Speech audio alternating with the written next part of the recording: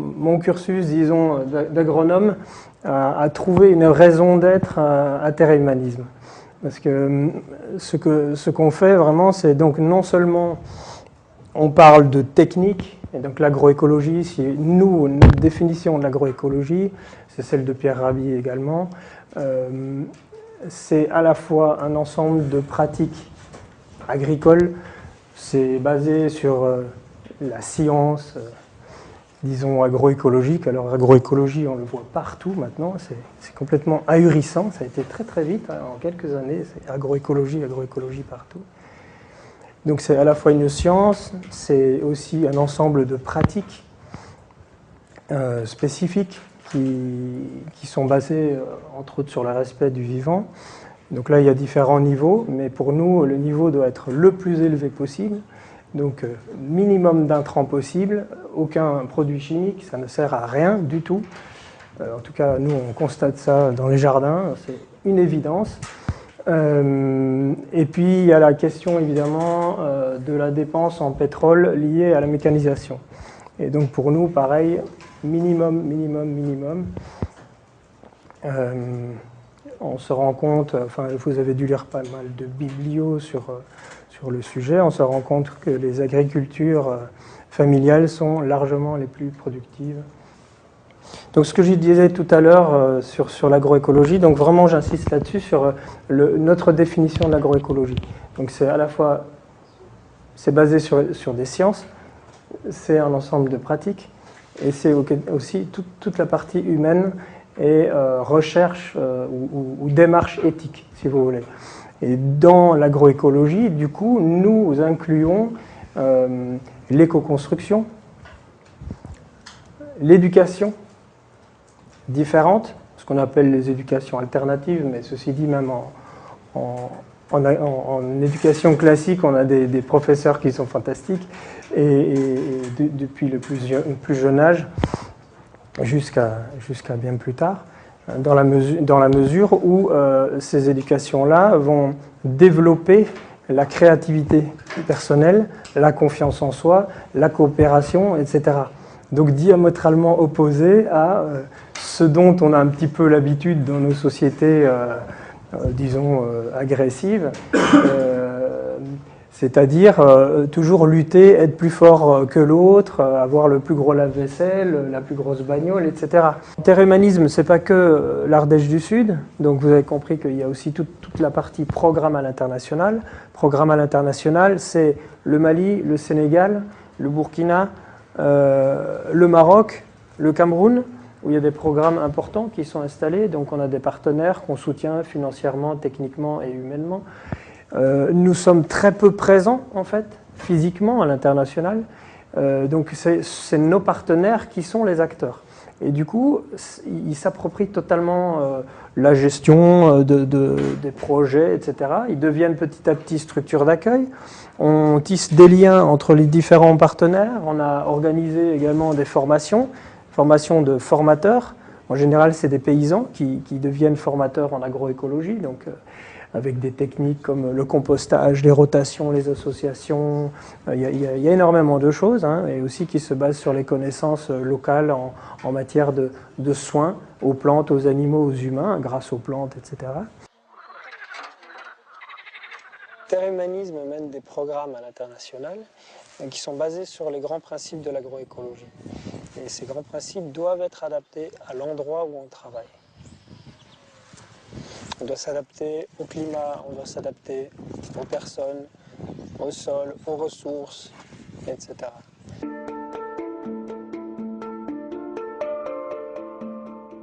Faire du compost, c'est imiter la nature, ce qui se passe dans le couvert forestier, mais amplifié. C'est-à-dire qu'on va utiliser les processus naturels pour fabriquer des quantités assez importantes de matières fertilisantes naturelles. Nous avons du fumier ici, du cendre, de l'os et de la paille qui nous vient du fleuve. Voilà, c'est avec ces éléments que nous faisons le compost.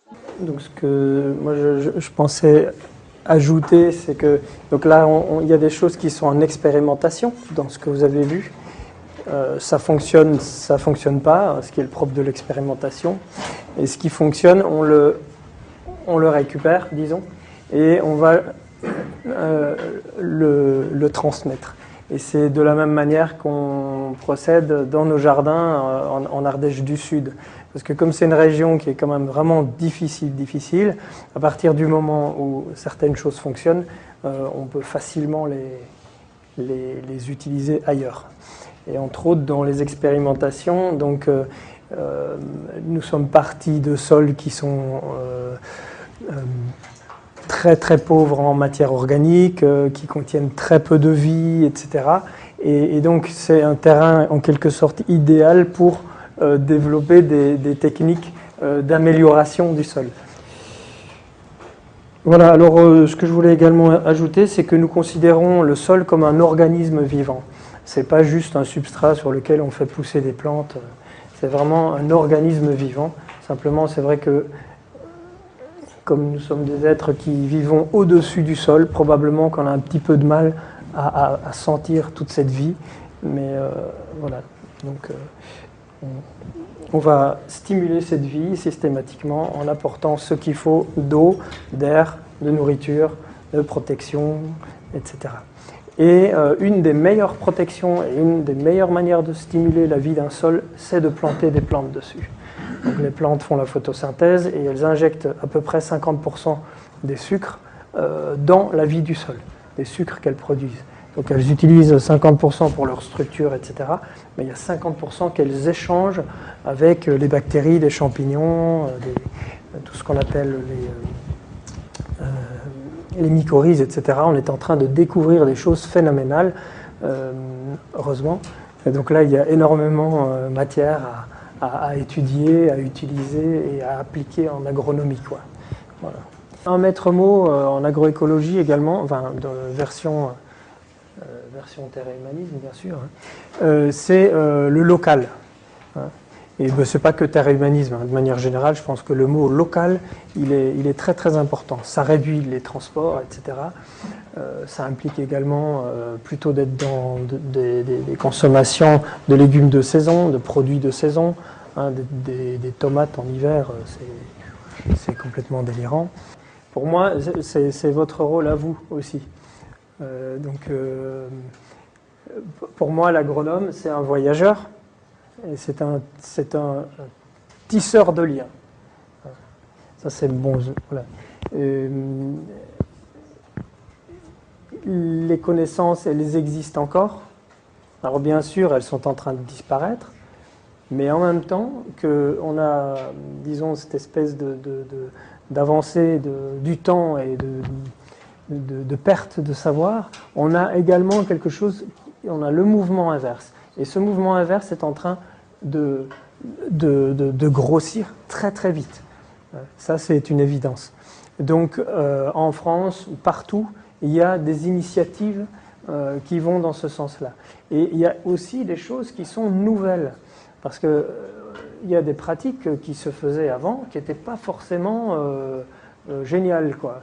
C'était des habitudes, c'était disons, liées aussi à du structurel, à des époques, de la disponibilité en main-d'œuvre, et des choses comme ça. Donc, on pourrait essayer de citer quelques exemples, mais donc ce que je veux dire, c'est qu'à la fois, il y a des nouvelles choses à tester et à mettre en place, et en même temps, il y a une certaine urgence, hein, ce que tu soulignes, à aller chercher les savoirs qui sont précieux, mais qui existent encore. Hein. Ça, c'est sûr. Puis alors, c'est évident que pour une agriculture qui respecte le vivant, il faut une connaissance. Il faut de la finesse, il faut de l'observation. Un des maîtres mots aussi en agroécologie, c'est l'observation. On a un espoir qui est énorme, mais pour ça, il faut actionner les bons leviers. Et les leviers, ils sont politiques, ça c'est certain, et également de l'ordre de la recherche et de l'enseignement dans les écoles d'agronomie. Et comment est-ce que vous arrivez à donner des objectifs qui sont différents aux étudiants? Parce que moi, quand j'ai fait mes études d'agro, on me disait vous êtes les décideurs de demain. Alors, Voici comment faire. Bam, bam, bam, chimie, chimie, chimie. Ce ne sont pas de jolis objectifs. Et c'est pourtant ça, en fait, qu'on nous a inculqué. Donc vous, c'est pour ça tout à l'heure aussi que je vous posais cette question, pourquoi vous êtes là? C'est le cœur qui va vous guider. C'est peut-être un peu bizarre de parler de ça dans nos sociétés, mais c'est le cœur qui va vous guider. C'est vos objectifs qui vont vous guider.